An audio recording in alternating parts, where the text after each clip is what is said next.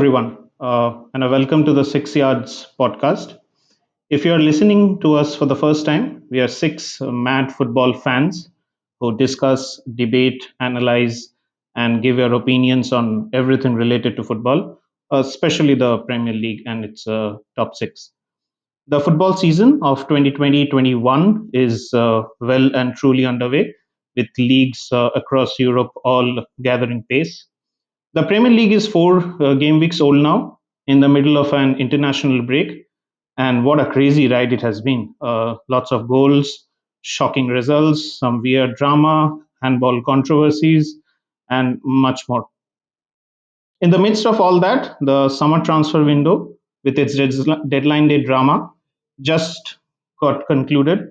And in our special episode today, we will look into that concluded transfer window for the big guns of Premier League and try to get a sense of what went down and whether it was a disaster or everything was just about perfect. We will also be shifting our focus to Europe, that is the Champions League, the Europa, with games starting in just about 10 to 12 days' time. The groups have already been announced, and we will talk about the hopes, aspirations, and what to expect from some of the major teams in the Premier League. And last but not the least, we will talk about a couple of teams in the Premier League who we think can create quite a bit of stir this season. Everton, can they be the dark horses and create havoc amongst the traditional top six? And Leicester, whether a repeat of their dream 2016 title winning run is actually possible again. To discuss all that on the show today, I would like to welcome Obro, Naveen, Sushant, Manan, KV, and Supreet. And my name is Shayan. I will be your host and moderator for the day. Right then, as promised, we will start off with the transfer window and with Liverpool, the last season's champions. Welcome, Obro. Welcome to the Six Yards podcast. Yeah, hi, Shan. So, Obro, till almost last week, before that shocking 7-2 result against Aston Villa, it was all business as usual, nothing to worry about. But, after that result, some whispers around the football pundits and everyone that there is something wrong with that backline of Liverpool's and everything is not as rosy as it seems. So, in light of that, how did you see the transfer market? Should Liverpool have gone for maybe a defender? And what can we expect in maybe 2 months' time? Right. Yeah. So, in these days, with all the social media and Twitter and everything, a team loses one match and it's like all hell has broken loose. So, yeah. Right. So the team, same defense line, has been winning consistently, right? And the success of Liverpool has been built on their defense. And is that popular saying that forwards can win you matches, but it's the defense which wins you tournaments. So the success of Liverpool has been built on the same defense. But yes, of course, the last match has been an eye opener, especially given the case that both Joel Matip and Gomez has been so injury prone. They have not had a sustained run in the team, and has always some niggle, some pull, something or the other has always cropped up, and which has prevented the continued run along with Van Dijk. Van Dijk has been there uh, like a rock. Like, I don't think he has missed a single game over the last 2.5 seasons, a single Premier League game at least. Right? So there has been a little bit of dip in his form as well, but that is, I mean, proving that he is also human. I'm sure he will come back of that, and especially after the defeat, everyone will be reinvigorated to prove that it is just a blip, and it's not something that has gone wrong entirely. And yeah, so it would have been better if we had gotten maybe a backup defender. Especially we had let go of Dejan Lovren.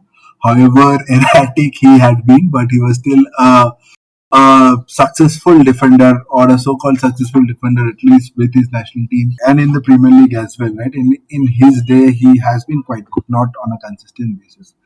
But yes, and we let go of Kylian over also. Wolves, right? So who was kind of the fourth choice defender. So yeah, beyond these two, I think Klopp is depending on Fabinho to come on and cover. Given we have a bit of luxury in the midfield now, but most of them are also injured, right? So yeah, so I think that is what they're looking for. A defender would have been nice, but hopefully Matip will come back from his injury and get a sustained run. So last year he started brilliantly, and I think he got Player of the Season, Premier League Player of the Season also for the first or the second month. But then he got injured and he hardly played throughout this, for the entirety of the season. So I really do hope he comes back strong. And Gomez, he of course has been performing well. He's a young player. Yeah, I mean, it's also the system that needs to be looked at, not just pointing fingers at individuals with the high backline and everything.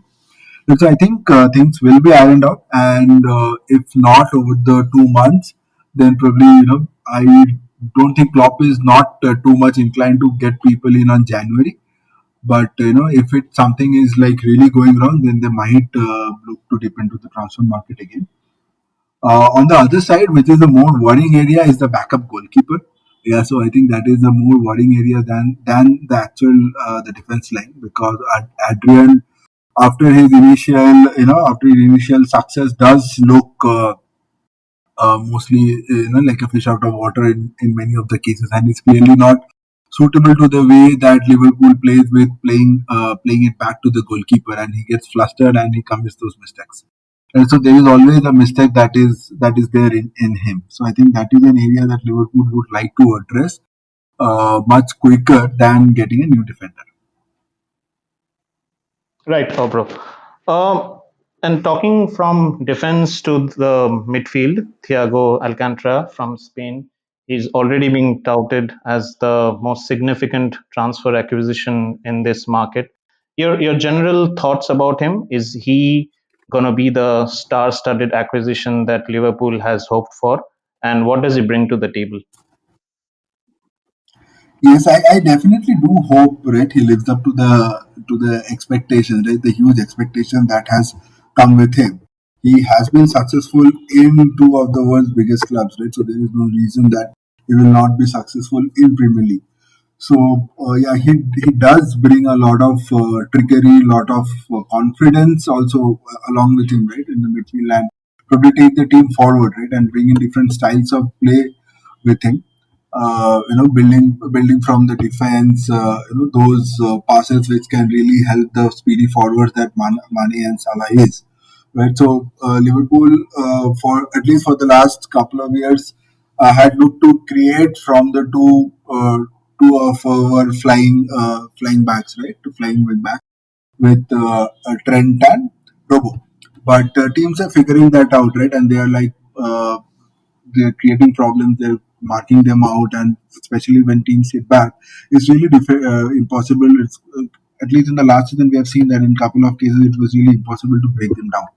So I think Thiago comes in there, brings in that little bit of creativity which Liverpool probably was missing in their midfield, which was more industrious than creative.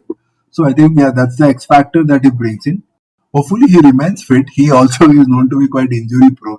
So hopefully he remains fit and he develops that partnership with the midfield players, be it Anderson or Kita or Wijnaldum, right? There's that at least Wijnaldum is with the club for another year.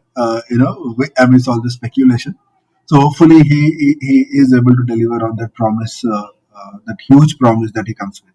Great, bro. A little, small point on Bobby Firmino, and I remember KV mentioning it on one of our previous episodes. How the acquisition of Diego Jota just absolutely went under the radar.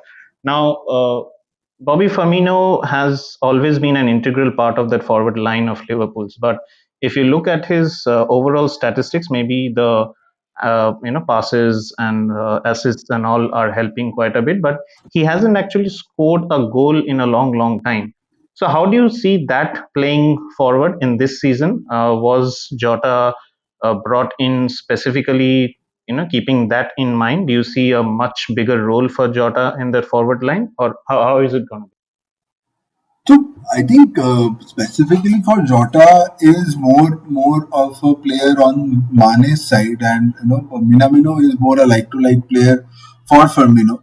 I think I mean definitely Firmino's form has gone down a little bit, right? And with him providing all the assists, I think the every time he gets the ball, he looks up at Salah or Mane whom to pass rather than trying to score. I think that itself has become a problem where he always takes that extra touch where he could have had a shot at the goal. So even in the last match, Aston Villa match, I think Salah provided one piece of a assist to him, and where he missed, right. So and it was, I think we were 2-2 at that time or 2-1 at that time. So if yeah, 2-1 at that time. He would have scored, maybe we would have seen a different match.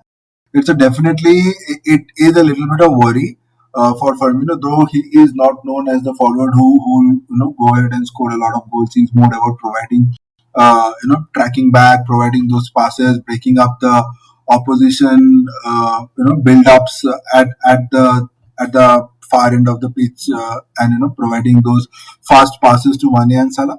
But yes, it does impact, right? So when your forward line is not scoring, at least he needs to contribute in the goals as well. That does create a difference, right? Otherwise, there is definitely a gap. I think Minamino, he has been in quite good form from the preseason. It took some time for him to find his position, to settle down at Liverpool once he came in.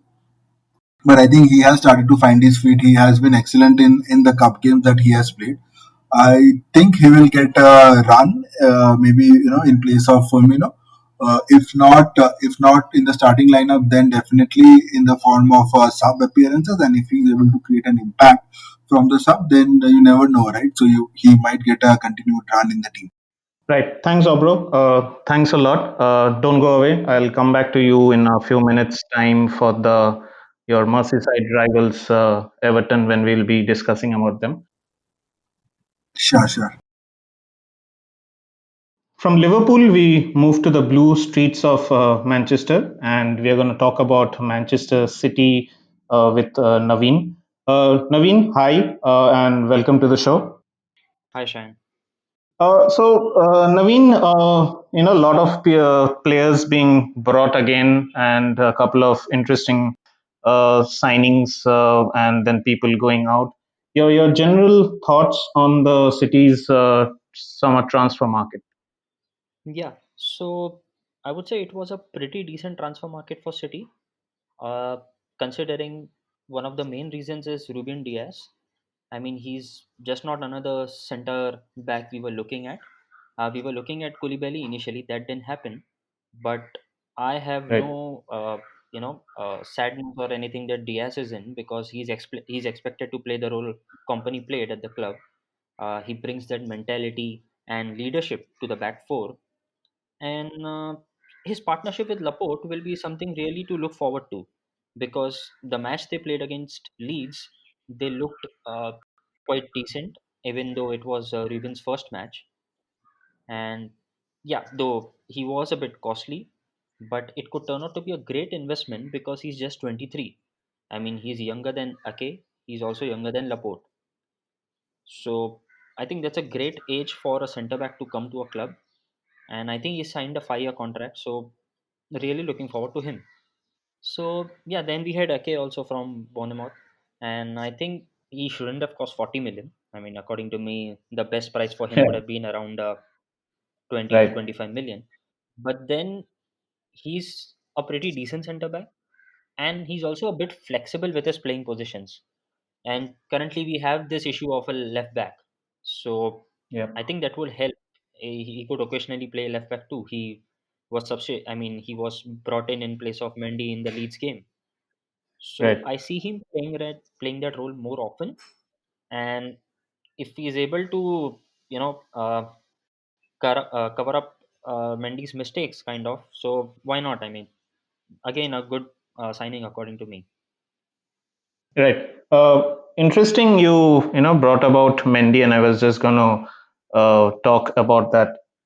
Benjamin Mendy, 50 million bought by Pep in 2017 from Monaco. He has his good games, but then he has his fair share of mistakes, and those mistakes get highlighted a lot. So, what do you think about Benjamin Mendy on that left hand side? You think Pep is going to get frustrated by his no shows from time to time? And he spent a lot of Manchester City's money on that defensive line. And you think in just 2 months' time, with the January transfer window coming up, he's going to again looking at that situation. I know you mentioned about Ake, but do you think he's again going to go to the market for another defensive reinforcement? So Mendy, according to me, has been saved and is still starting for City because he has had a lot of injuries. He has never had a huge consistent run of matches, and that is still working in favor of him. But the way he has started this season, if he continues playing in the same manner, within a couple of months and definitely by the end of the season, he would be down the pecking order. Maybe okay, maybe a new left back, Tagliafico, we were aiming at in during the end of this Right, transfer window. right, Maybe they right. could take his place. If he doesn't click this season, I don't see him starting very often for City again. So very critical season for Mendy. If he stays fit and still doesn't click, he's in a lot of trouble. Coming from the defense to a little bit on the midfield, Ferran Torres, he has been signed from Valencia, and one of the interesting people to go out was Silva, David Silva, and Phil Foden has been touted as the next player to fill his shoes. Your opinions on these two players, and what can Manchester City fans look forward to? Correct. Torres especially is an exceptional buy considering he is really fast and he's just 20. And also once he gets going, it will be very interesting to watch him because he can easily cause some troubles on the opponent's left flank. We saw him doing the same against Burnley in the League Cup, and he was starting to get in his groove even against Leeds. Yeah. So give him some time considering his age, and he has just entered the Pep setup for in City at City. So yeah, really looking forward to him. And Foden again, very young. He's 19 only, I guess, and he has shown a lot of glimpses and his instinct to attack and find out open spaces to score. So of course Silva cannot be completely replaced, but I don't see a reason why Foden does not play every match this season, and he will definitely add to the already attacking midfield of City. Right, absolutely correct. I guess I think Phil Foden has a very interesting and important season coming up for him at Manchester City. I think Pep really loves him and sees him in that kind of a role for City down the line. Yes. Lovely, Navin. Coming from the usual settings to something that I think all football fans were looking forward in the transfer window, the transfer, or should I say, the potential incoming of Lionel Messi to Manchester City from Barcelona. It eventually did not happen, and the entire saga with Barcelona took place. In the last couple of days, there have been few comments from, I think, the Manchester City CEO that they are maybe in a great financial position to get him. Lionel Messi also, I think he's free to sign a contract when January comes upon us. So, how do you think this is going to play out? Do you think football fans will be entertained with Messi in the Premier League? Yeah, so firstly, I don't think so any club and especially City have ever come this close to signing Messi.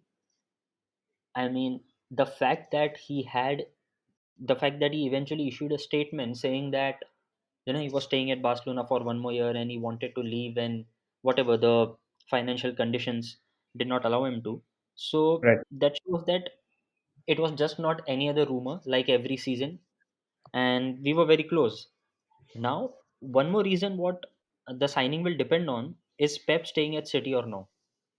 He is Absolutely. also coming to his end of contract this season.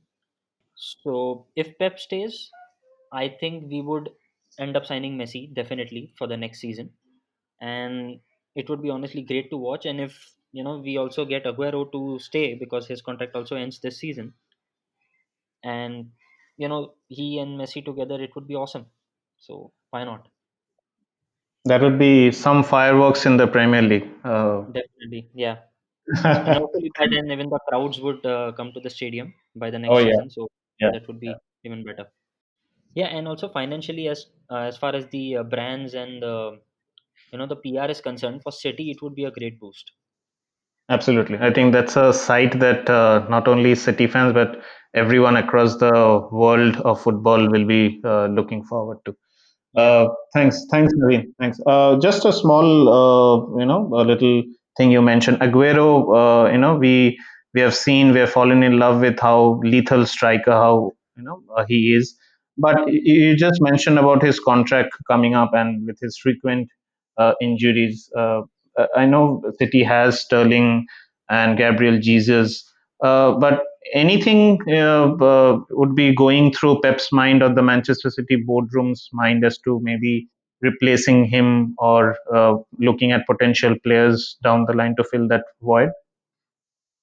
yeah. So I don't see City signing any costly striker to replace Aguero. Uh, right from the restart in the previous season, Jesus has been amazing. I mean, he's kind of playing even a better role than what Aguero usually plays. He's pressing a bit more and helping the other players a lot, along with that, scoring goals too. So, really looking forward to Jesus this season. And I think City would eventually find someone to partner Jesus rather than, so that the Right, new striker can play the role which Jesus is currently playing for Aguero. I think that is what City would be looking at. right. Thanks, Naveen, for that. So, from the blue side of Manchester to over to the red side, Manchester United, and Sushant, welcome to the podcast. Hi, Sayan. How are you? I'm good, mate. Thanks. Sushant, now that it's all done and dusted, United's transfer window, it seemed like the entire, 2, 3 months or the entire window was defined by the Jadon Sancho saga. Now that reports are being Who's out Jaden? that Who's Jaden? I don't know this player.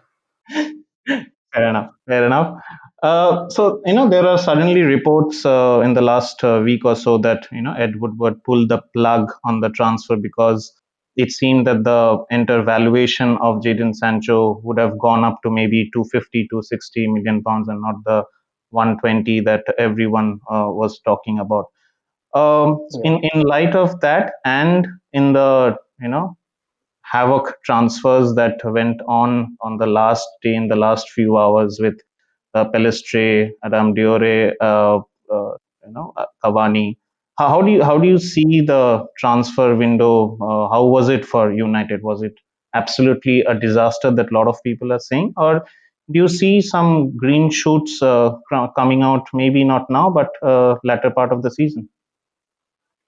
So I think it was mostly a disaster, right? Because if you see, all our transfers happened, I think, except Van de Beek, all of them happened on the last day of the window. And for a big club, right, that just doesn't sit well with me. Uh, I think it was Sir Alex Ferguson who had once said that a good club, a well-run club, usually is sitting back and watching the drama unfold on the last day of the transfer window. And for the past few seasons, I think every season since he's left, he'd probably be sitting up and watching our drama unfold on TV on the last day of the window, right? Uh, and that doesn't sit well. There is that just shows that you're poor at planning. Uh, there have been excuses, right? That the Sancho deal, we kept on waiting. But I think it was pretty clear since the beginning, after August 10th, that if you didn't pay for, even before August 10th, actually, even if you didn't pay for the 120 million that Sancho was up for, Borussia Dortmund were not going to sell. They had no reason to sell, and that's what they kept repeating. And United, for some reason, thought they were bluffing. And at the end of the day, United have just bluffed themselves out of the table.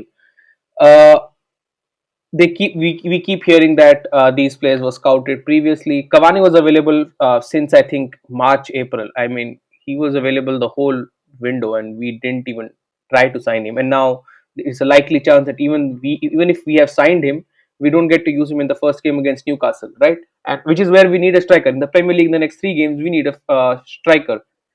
And Right. now Ole is stuck with options like Igalo, who he clearly doesn't want to use, which is why we signed Cavani. The two youngsters we've signed, again, we could have completed their signings beforehand. I think the main reason we did not complete all these signings previously is we just literally went around hoping we would get Sancho. And at the end of the day, when we didn't get Sancho, we had that, I would say, some cash lying around. And basis that, we've gone ahead and in the last 1 week just spent some money. You mentioned that Ed Woodward pulled the plug on the Sancho deal. I don't think he pulled the plug. He just messed it up, and there was nothing for him to pull the plug, because there was never a power source to begin with, because Borussia had been very clear after August 10th, and I have no idea what he was doing there. So yeah, overall a horrible window. The two youngsters we've signed, they do look promising. Our scouting team, apparently, as per reports, are very excited about them, and let's see how they go about. But again, we needed a right winger, we needed a centre back, we needed I preferably felt we needed a defensive midfielder as well. We filled neither of those three spots, and it's neither of those three spots, I would say, satisfactorily. Right, we signed two right wingers, but one of them is going to come in Jan. The other one is still young and will take time to get used to. As much as of what I've seen of him, he looks like a tricky player, but I think he'll need time to get used to the Premier League and the physicality aspect of it, where he'll probably struggle in the initially. So yeah, all in all, a very bad window. Right. So, Sushant, you mentioned about two important aspects: the centre back position and then the central defensive area also. Uh, Again, United do get linked with a host of players every season. This time around, they were linked with Gabriel, who eventually moved to Arsenal, and then Upa Meccano, also a promising centre back. You think those two deals are, if let's say the results go horribly down from now onwards, those two deals are looking promising for January or maybe next summer transfer window? So yeah, so I'll start with the centre back position. I think, as per the reports that we do read, United seem to have prioritized the centre back for next summer, right? Which is even more confusing, because you prioritized right winger this year, and you've clearly not uh, managed to do anything about it. So does that mean your priority for next summer is again a right winger, and you shift the centre back, or how? Matlab, I really don't have any confidence in the current setup that we would achieve two big signings, which we really want to, unless of course our club finishes outside the top four, where suddenly our board wakes up and realizes they have cash to spend. So in terms of centre back, yeah, I think all these transfer rumors that you mentioned, right? Mayako, I think, I believe I was reading, we were also offered Tarkowski, and yeah, so I think Upmenko would be a very tough deal for the club to complete. Uh, when I say tough, I don't mean to say that we shouldn't go for him. I think we should absolutely go for him, but tough in the sense that our club will have to challenge some competent clubs in the market, right? Who know how to do business. Uh, there were reports that we had even tried for Upamenko this season itself, but we'd offered money which is even less than his release clause for next year. Again, something that is baffling. There's another centre back which even Man City had tried to sign from Sevilla, right? Who's really promising as well. Uh, Koulibaly becomes available every window. Napoli tries to sell him, but I think because of his price tag, he's just not viable, right? So yeah, centre back, I think we will try. I'm not even sure who we will get. Maybe there is some 18-year-old centre back that our scouts have seen, who will come on the last day of the next window. So it's very tough speculating on that position. Right, Sushant. Lovely to hear from you. And I hope the clear pain in your voice, which was pretty evident, a little bit of it is taken away by those deadline day transfers that we have done, and things look up, or things look a bit bright for United in the remaining few months that we have. Okay, thanks, Sushant, for that again. Now, moving on from Manchester to London, and Manan, welcome to the show. Hey, Shayan. Manan, Chelsea, huge money spent on this transfer window. Some might say, they didn't get the chance last season after the ban and etc. A few lovely players brought in. We got to see a little bit of the Chilwell magic on the last game. Your general thoughts and opinions on how the market unfolded for Chelsea, and what can we look forward to? So, first of all, delighted with the transfer window. I don't think any Chelsea fan can have any complaints about the business being done by the club. We have perfectly, I mean, I shouldn't say this, but we have perfectly exploited the market we have currently. And we've addressed key areas that needed refreshing and an injection of quality. And to go alongside it, we also made a vanity signing in Kai Havertz. So I think Roman Abramovich is well and truly back. We have, like you mentioned, we had a ban last season, and we've excellently used the money generated from player sales for Hazard and Morata and the loan army, of course. So while the primary focus from the media and the rival fans would be on the 200 million plus monies being spent, the actual net spend is very much respectable. So I think it's been a fantastic window. Couldn't have asked for more, Shan, to be very honest. Okay, great. Anand, I think you mentioned about Kai Havertz and Timo Werner, and we are 4 game weeks into the Premier League season. There is a little bit Mhm. of whispers and murmurs in the social media and everywhere that maybe Kai Havertz and Timo Werner are not doing enough on the pitch. The little trickeries, the passes, the runs, they are all well and good, but maybe apart from the hat trick and apart from the first debut goal for Werner, they haven't done much as should be expected. Now, is that a growing case of concern amongst the fans, and especially for Lampard? How do you see that part of the field being addressed, and what is the general opinion? I think it's a little unfair, to be very honest. If you look at the first 2 games starting, let me start with Timo Werner. If you look at the first 2 games, he won penalties in both those games. Yes, he should have probably taken his chances better. There's always room for improvement for all players. That goes out for all players, not just him. But to say that he hasn't been a success, or he should be doing more. Yes, he should be doing more. Everyone should be doing more.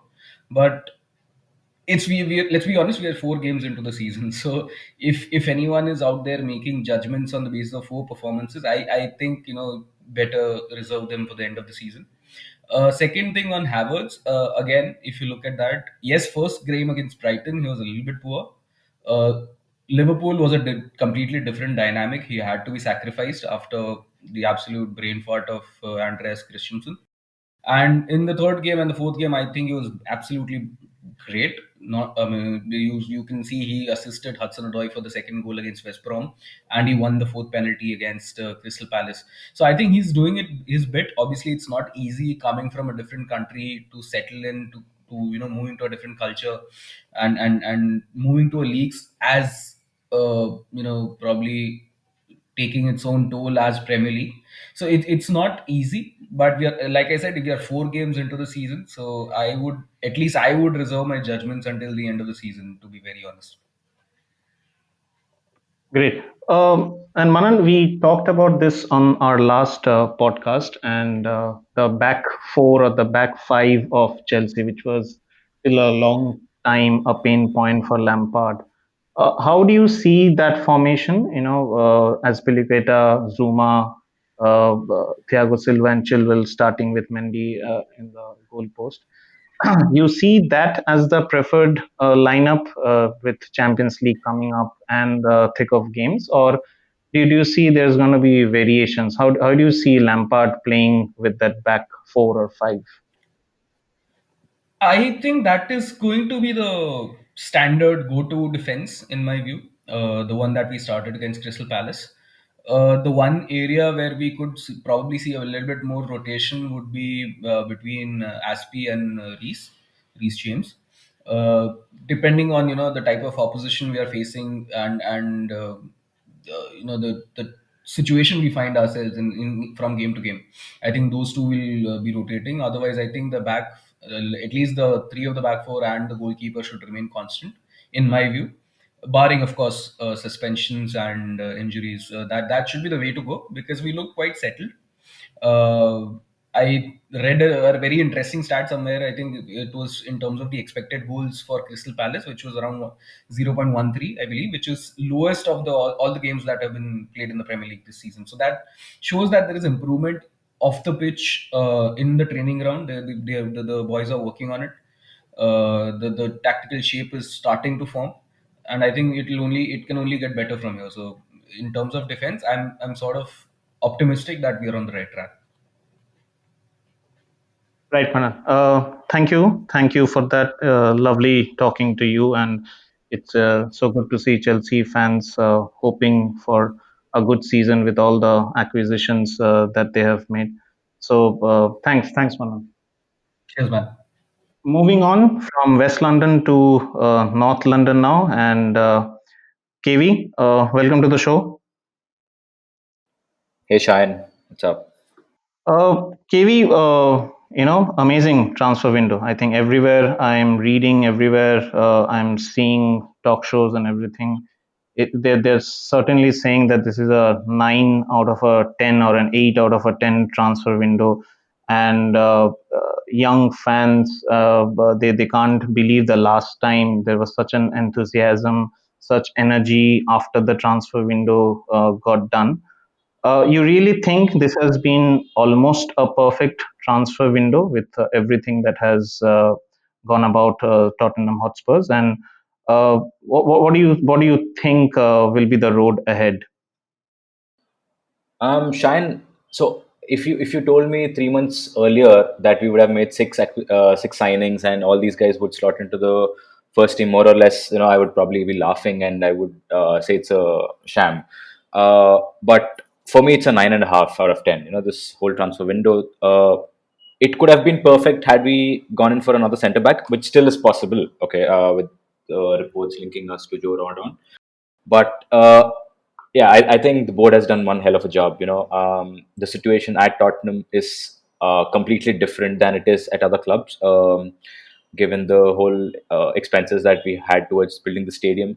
So I think they've assembled a squad uh, wherein most of the players are going to be a regular starters. So we needed a DM at Tottenham Hotspur. I mean, I cannot recall having a proper DM at Tottenham Hotspur over the last 10 years. I mean, you had people like Kapu, Jake Livermore, Sandro. We never had quality in our DMs. But I think Højbjerg is going to change that. He already has. I mean, in the last few games that you see, you can exactly see what he's bringing, and that's a very, very shrewd recruitment policy from Spurs.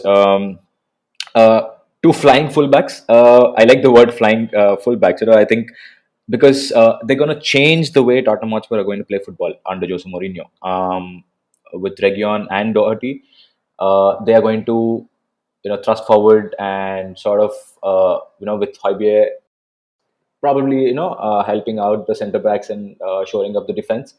So and let to be very honest, I think all the signings under 50 million is one hell of a transfer. I know we haven't spent big, but we strengthened the areas that actually needed, some reinforcement. Yeah, Gareth Bale is like a dream. It's like a cherry on top of a cake. But I'm not even thinking of what is the possibility that if he starts hitting, the form that we've seen at Real Madrid. Um, we finally got a striker. I think after so many transfer sagas, I think he's not a proven striker. He's had one good season in the Portuguese league. It gives me vibes of the Janssen transfer, to be very, very honest. So I wasn't really keen. For me, he wasn't my first choice striker, but I think we've got the jury is still out. I think he's got to be given chances, but I really hope that he turns out at least half decent of what Kane is, and we have one hell of a backup striker in our ranks. Right. KV, one aspect of Tottenham Hotspurs over the years has been, dealing with Daniel Levy.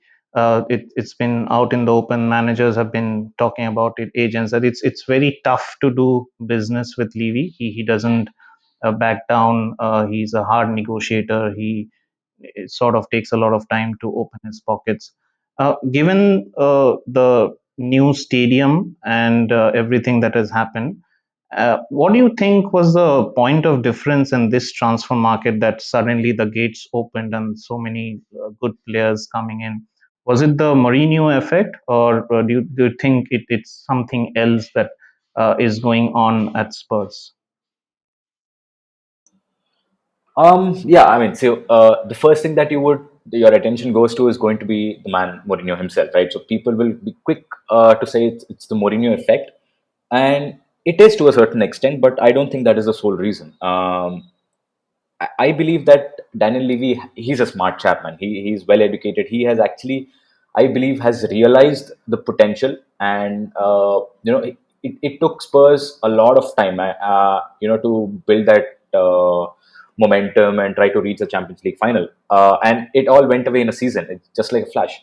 And he, I think, has seen the vulnerability that if at all the squad is not strengthened, there are high chances that we might slip out of top six. Okay, and with the way that the other teams are sort of competing, it's very, very difficult to sort of get back into it. I mean, you see what has happened with a club like Manchester United, right? So if something can happen to a club like United, I'm sure it can happen to any other club.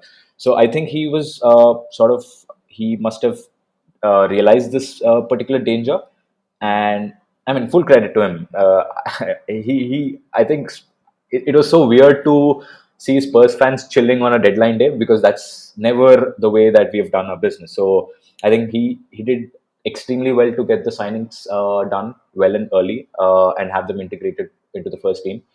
So yeah, I think fair play to him. He sensed the danger, and the teams got levied. So if I hadn't put it that way. Right, right. So before we leave you, KV, this is the season. This is the season to do it all. What do you reckon? What's the general mood amongst the fans? Um, Trophy. I mean, I think we've been starving for a trophy. So trophy and a top four. I think that people are more optimistic now than ever, and you can see that of the players as well. I think the mood in the dressing room has changed. So people actually want to win trophies with Tottenham Hotspur, and that's all we can hope for. I'm not going to say more than that. Thanks, KV. Thanks a lot for that. It will be very interesting. I am personally looking forward to Bale on the pitch and that famous left foot of his from either the right side or the left side. So that will be a thing to watch in the Absolutely. moving on, Supreet, will shift our focus to Arsenal. And wow, that deadline day acquisition of Thomas Partey. Where did that come from? I'm sure you, Arsenal fans, you weren't expecting that, or maybe deep down you were. But just give a little bit of insight into what actually happened and what kind of an acquisition is Thomas Partey going to be? Hey Shine, thanks for having me on the podcast. Um, I've been reading a few articles on the Thomas Partey transfer and how and why Arsenal left it to the very last minute. Apparently, there have been negotiations going on throughout the transfer window with Atletico. and Atletico have mostly rebuffed all our offers. But apparently, there was a transfer clause or a release clause in Thomas Partey's contract, which meant if Arsenal triggered it, they've as good as signed the player, and that fee was 45 million. Apparently, Arsenal did not contact Atletico or did not give them a warning beforehand, and simply approached La Liga about an hour before the deadline. Before the transfer window got shut, which I think was a masterstroke. It kind of took Atletico by shock, which is why they are kind of pissed off with Arsenal right now because they really didn't see that coming. And I'm quite pleased that we're finally doing these. I wouldn't call it underhanded, but we're pulling off these stunning moves in the transfer market uh, rather than just panicking and signing players on who we don't really have a long term future for. So I'm actually pleased with how the party transfer went. It kind of shows that we have the ability to be ruthless in the market, and we've got a player who I feel if he clicks, I think he'll be a very important player for the club. A defensive midfielder, but he can play in an attacking position as well. He is molded well. He has been molded well by Diego Simeone. He's very disciplined. He knows his role in the team. He's played over 180 games for Atletico. So I think overall a very good transfer. And I'm actually pleased on how Arsenal ruthlessly completed the transfer. Just at the very last minute and took Atletico completely by surprise. Right. Uh, Moving on from a little bit of central midfield to a little up ahead in the field, Mesut Ozil. He has just not been named in the Europa League squad by Arteta. What is happening with Ozil? And with that in context, should Arsenal be looking at reinforcements in the winter transfer or the January transfer window? What's your general opinion on that? The relationship between Ozil and the club has completely broken down. I think that's quite evident for everyone to see. Even after the latest tweet from Ozil where he says he's going to foot the salary of Gunnersaurus, and it just kind of says there's I don't see a way for Ozil back into the squad. I thought he'll at least play the Carabao Cup games, but he hasn't even featured on the bench for the games against Leicester and Liverpool. He's out of the Europa League squad. I honestly don't see him, making a way into the Premier League setup. I think Arsenal are just waiting for this contract to run out towards the end of the season. It's just sad how things have unfolded. Because when Arteta came in, Ozil did play a few games. In fact, just before the lockdown, he assisted Lacazette in a 1-0 win over West Ham last season.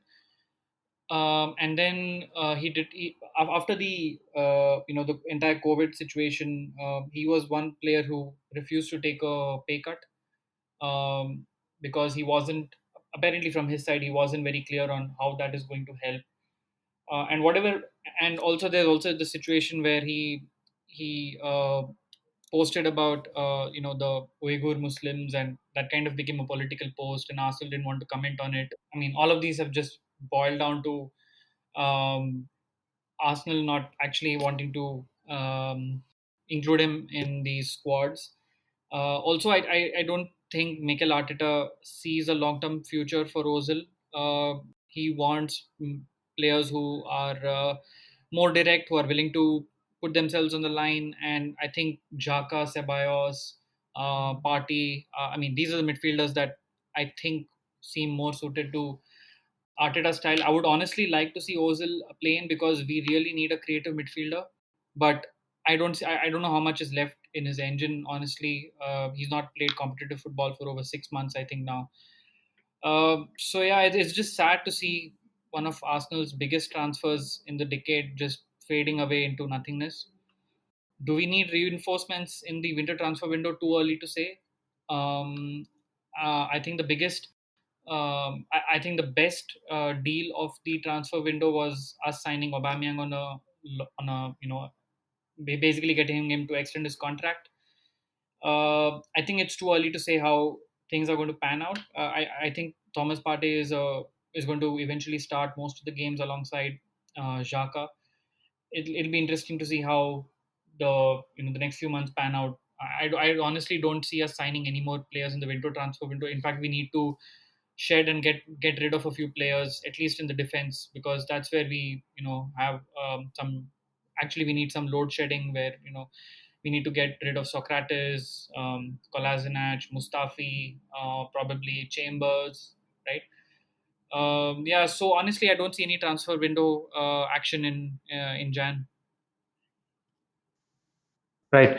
You mentioned about Aubameyang, Supreet, and that was obviously a very important part of Arsenal's activity in the transfer market. But the other part, I think, was the defensive acquisition of Gabriel, which was also an important part that Arsenal were looking forward to. How do you think he has shaped up in the very few games that he has played? I have been very impressed with him. And the other player that I want to get your personal opinion on is Bukayo Saka. Absolutely love that guy. I think he's going to be a star for the future. Yeah, I'd like to know your thoughts on these two players. Gabriel has definitely adjusted very well to life in the Premier League. He's a solid ball playing centre back, uh, tall, uncompromising, and I think that's what we needed. A good solid central defender. I think he's going to add a lot of steel at the back. But around him, apart from Kieran Tierney, I'm not sure if we have any other reliable defenders. Rob Holding has been playing, but he can get caught out against pacier forwards like Mane. David Luiz, has a stinker that he can pull out at any time. Apart from that, our other centre back options are obviously Mustafi.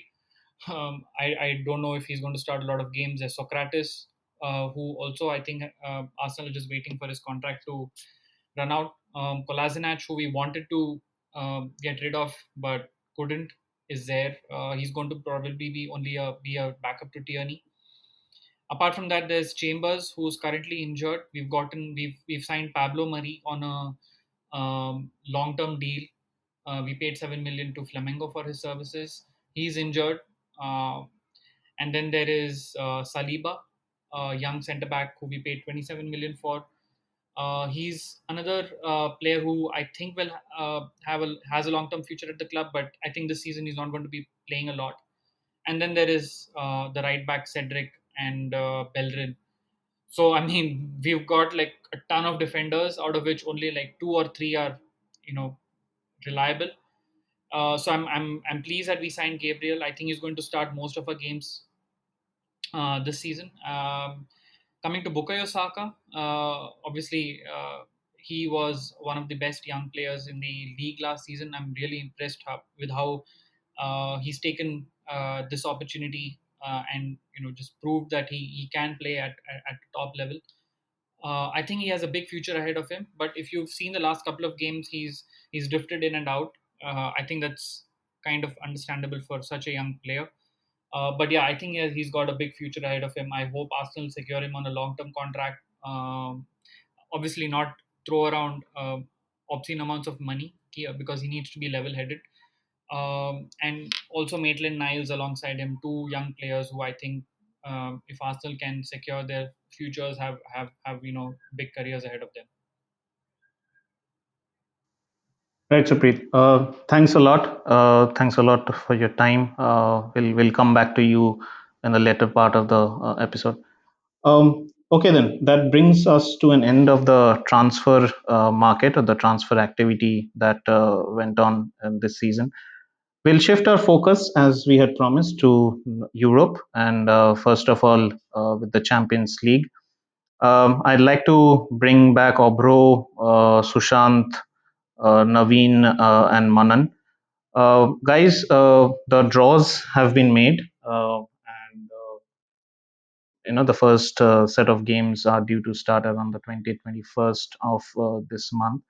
Obro, looking at Liverpool's Group D, Looks like a pretty interesting group with Ajax, Atlanta, and Milan. What are your hopes and aspirations as a Liverpool fan from that group and in general about the Champions League? Yeah, so yeah, it should be goals galore with the teams that we have. Yeah, especially with Atlanta and Ajax. But then it should not be a problem from a Liverpool standpoint, right? So I think Ajax after their heroics a couple of seasons back, they have lost most of their players, right? So most of the players have moved on. I think that has been their model, right? Developing young players and then moving them on into the more wealthier clubs of Europe. I won't say more famous clubs of Europe. Yeah. So I think at Atlanta they have been playing brilliantly, absolutely brilliantly over the last couple of seasons. So it should be interesting. But yeah, from a Liverpool perspective, I think it should be quite all right. I mean, we should not face or we should not struggle at least, to get through to the next stage. Any interesting matches to look forward to? I know everyone's gung ho about the Liverpool Ajax one, especially because of the style of play. But do you think Atlanta can spring a surprise given how they did last season, and how would a Liverpool Atlanta game be for a neutral supporter? Yes, yeah, I think personally the Atlanta game would be much more difficult or interesting for Liverpool and for the other supporters as well, because they are quite a strong team as compared to Ajax, right? So I think that will be a more interesting match to look forward to than the Ajax match. Though Ajax definitely, they have unending source of new talents coming up, right? So you might never know. You might discover a few new, discover a few new names coming up for this season in the Champions League. They might spring a surprise, but at the current stage, I think Atlanta would be a more difficult opponent for Liverpool. Right. Thanks, Abro. Manan, Chelsea Group E seems like a pretty straightforward group, and the dynamics surrounding it. Uh, what are your opinions? I think apart from Sevilla, it looks like it's going to be a walkthrough for Chelsea. Yeah, I mean, personally, I'm delighted. We got away with one because we could just as easily have drawn Real Madrid, Bayern Munich, or PSG. So yeah, definitely we have a relatively easier group. I mean, obviously we have to give all due respect to Sevilla. They're a wonderful side, although they've lost a couple of key players. But if I'll be extremely disappointed if we don't top this group. To be very honest with you, we've got a good. I mean, the Champions League gods have been with us, and we should utilize that to the maximum. Right. And from a Chelsea standpoint, we discussed about all the transfers and all the money being spent. What would be a general consensus amongst the fans and within the team also about the progress this season? What are you guys looking forward to? Speaking purely from a Champions League standpoint, I would say, considering the group we have and the fixtures that are there, I would say at least a quarterfinal should be a bare minimum. Reason being, obviously, while the focus is on us signing five, six, seven players, it's not always easy to gel them and get them firing on all cylinders right away. So it takes its own time. You have to respect that. But that being said, anything less than probably a quarterfinal in the Champions League would be sort of an underachievement for Frank Lampard and Chelsea. Right. Good to have your thoughts, Manan. Okay. So we'll shift our focus to the Group C, and Manchester City has been paired against Porto, Olympiacos, and Marseille in that group. And on paper, it looks like a pretty decent group, but Naveen, I believe there would be some interesting matches, especially with, I think, Porto and Marseille. Your thoughts on the Champions League grouping, And what is the general expectations and the hopes amongst the Manchester City fans this year around? So, I mean, it has been a pattern since the last few seasons that we get relatively easier group matches. I see the same happening even this season, but I personally don't have a lot of confidence how far City will go this season, because no matter how good form they are in, they eventually falter in some of the knockout matches.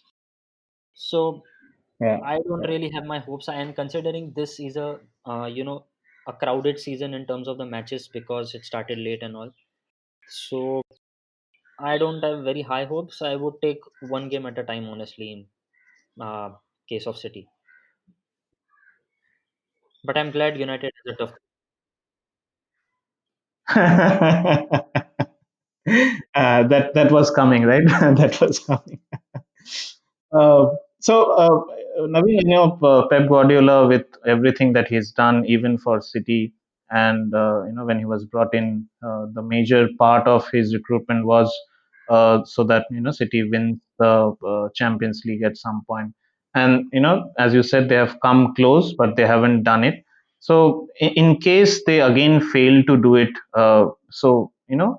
will Pep's reign at City be called a failure, or how will he be judged at City? No, no, it won't be called a failure. But yeah, I mean, Champions League is something we are looking forward to since many, many years. But definitely not failure, because he's won us two Premier Leagues till now and also the quadruple. So yeah, I mean, he has probably changed the way City play football, and he has kind of built a nice team too with some of the younger players bought in recently. So, and if Messi comes in, definitely that would take City to another level. So, definitely not failure, but Champions League would be like a complete thing for us for sure. Thanks a lot, Naveen. It's lovely talking to you and hearing your inputs about Manchester City. We move on to Group H. Sushant, Manchester United up against Paris Saint-Germain, Leipzig, and Istanbul Başakşehir. Uh, how do you think, given everything that has happened, United back into the Champions League after a long time? How do you see this group panning out, and what should be the realistic expectations from Manchester United fans? I think the realistic expectation is that come February, I won't be talking in the Champions League discussion. I'll be speaking with Supreet and KV in the Europa League discussions. Uh, so yeah, it's a tough group. I guess we can call it the group of death. That is there, right? The PSG game would be very interesting, especially considering now that we've got Cavani as well. So there's a little bit of added history there. Plus, 2 seasons back when Ole managed to earn his job literally with the win against PSG, right? Uh, I mean, it could be ironic that the 2 games against PSG could eventually lead to his sacking this time as well, considering everything that's going around right now, right? So yeah, the realistic expectation would be that we somehow finish second. That would be a hope, not a expectation, I think, because I think PSG will top the group. United would be fighting with Leipzig for second. We'll have to wait and see how have Leipzig recovered from losing Timo Werner. Uh, Maybe Upamecano does well and we then regret signing him, not signing him, or we are pushed into signing him early. I would hope for the second option. But yeah, my expectation is Europa League. I'm still hoping we can somehow snatch second. Current form dictates we can't. I think that's a pretty brutal and honest opinion about how the state of affairs is with the club and how the team is performing in on the pitch right now. Thanks, Sushant. We'll just jump into the Europa League now with Tottenham Hotspur and Arsenal both in the Europa League this time around. Supreet, I'll come to you first. Group B, Arsenal playing against Molde, Dundalk, and Rapid Vienna. General consensus on the group, how you have been paired, and what to look forward to? Honestly, nothing to look forward to. I just hope we get all the 18 points, because anything less than that means we've underperformed. Seems to me like we've gotten a very easy group. Even if we play a B team, I feel I think we should still qualify from the group, if not get 18 points. Right? I don't think there's any excuse if you don't qualify to the knockout phase. Right. The current team, Supreet, with all the new acquisitions and how Arteta has changed or trying to change the structure and how Arsenal play. You think the this team is ready for Europe or the Europa League? And what is the honest expectations from Arteta when it comes to Europe and Arsenal? I think the team definitely has it in them to win the Europa League. We came close, rather we came close by going to the final in 2018 and then getting beaten by Chelsea. Sorry, that is 2019. And last season we just crashed out after I think we lost to Olympiacos, if I'm correct, right? So yeah, I think we have the squad to go into the progress well into the later stages of the Europa League. But I think the focus for Arteta right now is to finish in a top four position. I think that's always going to be top priority for this season. Europa League on win on the way would be great, but we want. I wouldn't pin a lot of hopes on it, given that the squad needs to remain fresh in order to compete in the Premier League. And just an important aspect, if Arteta does deliver the goods this time around and Arsenal goes on to win the Europa, will this amongst Arsenal fans be considered an even bigger result than the 03-04 Invincibles feat? Not at all. I don't think there's anything that can top that. Unless Arteta can win us the Champions League in the next few seasons, I don't see any other event actually topping, winning the uh, Premier League unbeaten, right? Yeah. Right. Thanks, Supreet. KV, will come to Spurs now, and Group J, Tottenham against Ludogorets, Lask, and Royal Antwerp. How do you see the group, and how do you see Spurs' chances in the group? Shine, two things. First, the team names are not like Wi-Fi passwords anymore, and we don't have to play a single round fixture in order to qualify. Uh, but I think we still have to travel to Bulgaria and Austria. Looking at the kind of squad that we have two full squads that can compete in any of the competitions. So given that, I don't think qualifying should be an issue. In fact, we've got to top the group and move on to the later stages. But as you can see, there is a lot of talk among all football fans that Spurs are genuine challenges for the Europa League. With I think the big teams, if you consider, we have Roma, Napoli, AC Milan. I know they barely scraped through the qualification round, but they still are considered to be one of the big guns. We have Roma. We have Bayer Leverkusen and Arsenal. So I think these are going to be the big guns, and there is a genuine belief that Spurs can actually go through and go all the way. However, just slightly drifting focus from the Europa League, but the man that Mourinho is, I think he's got his eyes on Carabao Cup, and why not? We play a quarterfinal against Stoke, then a possible semi-final against Brentford or Newcastle, and then a final. So for me, the most likely chance of winning a trophy is the Carabao Cup, given the kind of draw that we had. It played in our favors. But yeah, not taking anything away from the prospect of winning the Europa League. I know it's a bit weird for Spurs to talk about Europa League, given that we've been consistent in Champions League over the last couple of seasons. But again, a trophy is trophy. Mourinho has won it in the past. We have Sergio Reguilon who has won it in the past. So uh, there are people who know what it takes to win, and I think this is the best chance in years that Spurs have in order to win a trophy.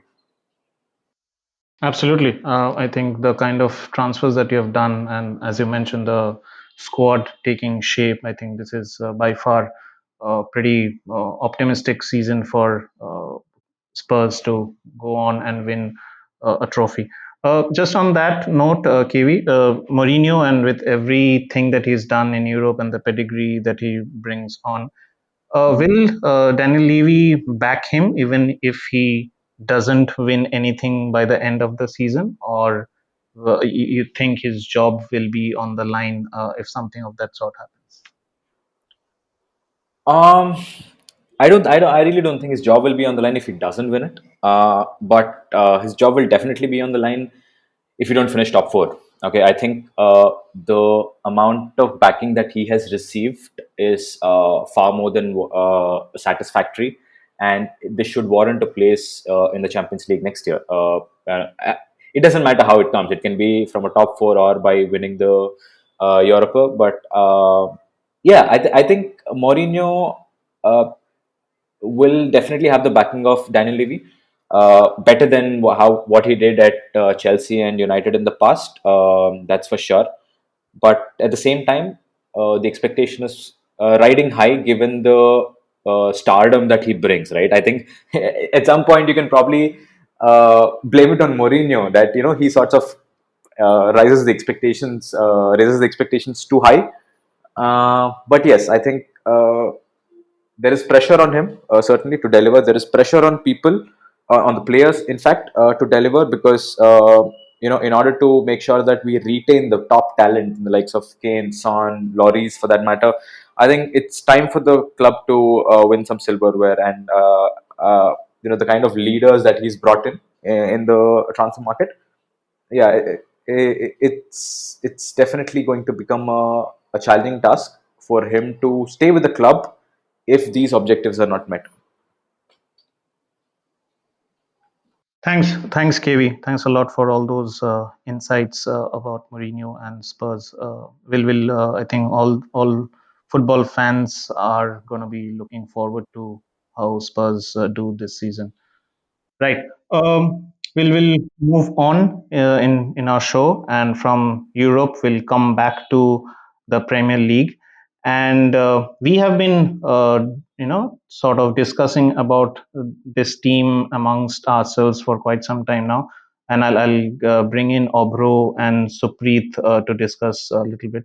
Obro, starting with you, Everton, Merseyside rivals to Liverpool, playing in the shadow ever since I have started watching football. Maybe even you have, and such a remarkable start to the season. What has impressed you the most about this team, and what do you see the changes and what Ancelotti has done to the team? Right. Yeah. So, from a first of all, from a neutral standpoint, it is always good to see new teams coming up, right, in the league, and the league being much more competitive. We have seen Leicester coming up, and then there have been other teams as well. So, from that perspective, it is obviously great. A new team is coming up. So Everton has, if you look at the last couple of seasons as well, Everton has spent quite a lot of money to get a lot of players, right? And not that the problem that has been, it has been quite erratic. They have just spent without having a proper game plan or what they want to do, what is their system, how they want to move forward. Right, so I think the best bit of business they did was to get Ancelotti on board. Right, I mean, having a world class manager like him who has been successful at the highest level, both as a player and more so as a manager, with the biggest of clubs around the world. He has, I think, won the league in four different leagues across the world. I mean, in the four major top leagues, Right. and also won the Champions League. So he does bring in the pedigree, and so he clearly comes in with a plan of action, the football that he wanted to play, the players that he needed. And if you look at the transfer window, more than the players that were came in, so there was a lot of deadweight that was moved out, right? Players like Snyder Lane, even a lot of players had moved out, right? So which frees up the wage will for them, right? And especially, and also it's that Ancelotti power or the attraction that has brought in players like Allen from Napoli and James Rodriguez, right? And Rodriguez, with him not getting his due at Real Madrid, he was hungry to prove that he is still a world class player and he can make a difference, which clearly he is, right? We can see that on the pitch that he is giving his everything, Right, uh, absolutely. yeah, to prove his doubters wrong. And also, it has reinvigorated the other players. Bringing in Dokore was an excellent piece of business for them, who's bringing that steel and also the creativity in the midfield. Uh, Also, it kind of revitalized the other players in the team. Like Richarlison has always been that street fighter kind of a player. But now having Calvert Lewin with him, there's like the two to tango there, and along with Hamish at the back providing all the assists, they are doing extremely well. So their only susceptible point right now is their goalkeeper. So Pickford, there's just one. There's always a mistake hanging there with Pickford with all the disasters that he has done in the last couple of years. I was surprised that they did not go for another goalkeeper, with especially with the situation of Sergio Romero at United. Right, they could have definitely gone for him. So I think Ancelotti, Pickford is in borrowed time, and probably if he does commit one or two other mistakes which directly leads to a goal or something like that, they will definitely go for a new keeper either in the January window, if not the next summer. Right, bro. I think deadline day, they Everton got hold of Swedish keeper Robin Olsen on a season-long loan. So, I mean, given that, and to add to everything that you said, I think Everton's really looking like the real deal this time around. Yeah, yeah, yeah. They are looking quite strong. Right. So, Obro, Everton with how they are playing, or rather how they have played, and the midfield being so strong, you think it's a serious title contention for Everton in 2021, or this is after maybe 30 odd games or 38 odd games, this is all going to go away. Yeah, so I uh, being a title contender, I don't think, it's my honest opinion, I don't think Everton will be able to sustain it over the period. But they are definitely top four contenders, right? Definitely top six and top four contenders. Also, depending on how the other clubs perform. In the Leicester season, however good Leicester were, all the other clubs, they did not do quite that well, right? So which kind of helped Leicester move on, right, and win the league. But in this season, and here at least the other clubs, I mean Chelsea with all the reinforcement, Liverpool, the team that they are, even with Spurs, having such a wonderful business, Arsenal with Arteta, coming in, and not talking about United again. So yeah, so I think it will not be a walk in the park for Everton, but they definitely can be top four contenders. Thanks, Obro, for that. I think Premier League will be definitely rooting for Everton to go the distance and maybe a repeat of 2016's some similar kind of a feat as was done by Leicester, which will be a remarkable thing, I think, for all neutral fans. Yeah. Yes. Talking about Leicester, and we'll move on to Manan. Uh, Manan, Leicester, have you been impressed with Brendan Rodgers? It sort of has been a stop start kind of season till now. Some good football, some odd results here and there. What can we expect from Brendan Rodgers and Leicester this time? So for sure, to answer your question, yes, it's and it's fairly obvious that when I say that Brendan Rodgers deserves all the credit for turning Leicester into an exciting young side, very well capable of challenging for the Champions League spots. Uh, Claude Puel massively underachieved with the squad that he had. Leicester were languishing in 12th when Rodgers took over in February 2019, I believe. So I think it's a wonderful achievement that Rogers has taken Leicester so far in such a short period of time. When we talk about what can we expect, I think more of good football, more results in of encouraging nature for the Foxes fans. Obviously, City result would top that. So I think Rogers has done a fantastic job so far, and I'm sure he'll continue to do that in throughout the course of the season. Right, Manan. The other aspect that maybe just you can throw your light on it, and Jamie Vardy and Leicester. So it seems like Leicester is all about Jamie Vardy. It was just like that in 2016 when they won the league with all his buckets of goals. This time around as well. So is there a general norm that Leicester is about Jamie Vardy, and if not, then what are the maybe alternate options that Brendan Rodgers can fall back upon for Leicester to move ahead? I think that's a very interesting point that you bring, Shan, because I do believe that Leicester are just a teeny bit over reliant on Jamie Vardy. Last time as well, he was Premier League's leading goal scorer, and one of the probably the biggest reason why Leicester finished where they finished. So to take that next step, I think they have to reduce this reliance on Vardy. They have got Kelechi Iheanacho, who's not sort of fired on all cylinders when given the chance. He's been a decent backup, you can say. The overall team is actually very good, but the fact that Wadi scores at such an alarming rate, most of the focus is taken away from them. So when you look at their midfield, you have got Harvey Barnes, who's a really good up and coming midfielder. You have Jose Perez with bucket loads of Premier League experience with Newcastle and now with Leicester, and then you got Yuri Tillemans, who's is one of the most sought after midfielders in Europe. Not more than 2 years back, I believe. So they've got a very good combination of player profiles at the club. But the fact that Body, like I said, scores so much of the team's goals that it sort of the whole focus is on that man.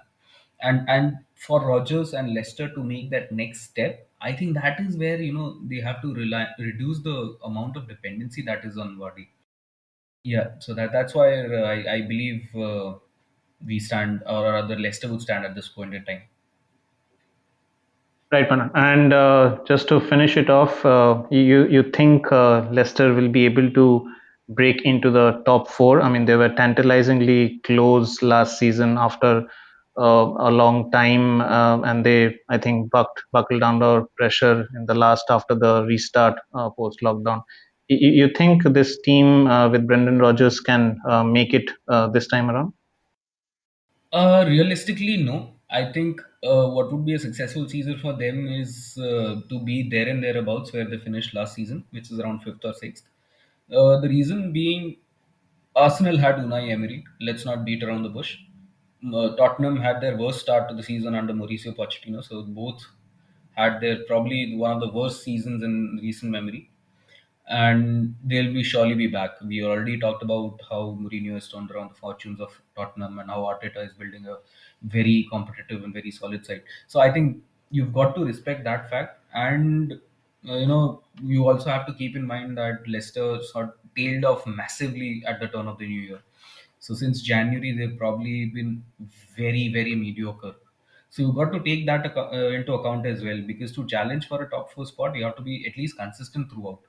You have to got to be getting results at a regular intervals. So when we say top four challenge, I don't think so.